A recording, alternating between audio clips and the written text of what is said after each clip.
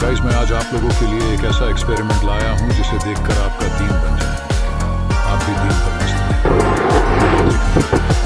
चलिए अब वीडियो के आगे वाला भी पार्ट देखते हैं। आप देख सकते हैं किस प्रकार से कि बंदा अपने एक्सपेरिमेंट को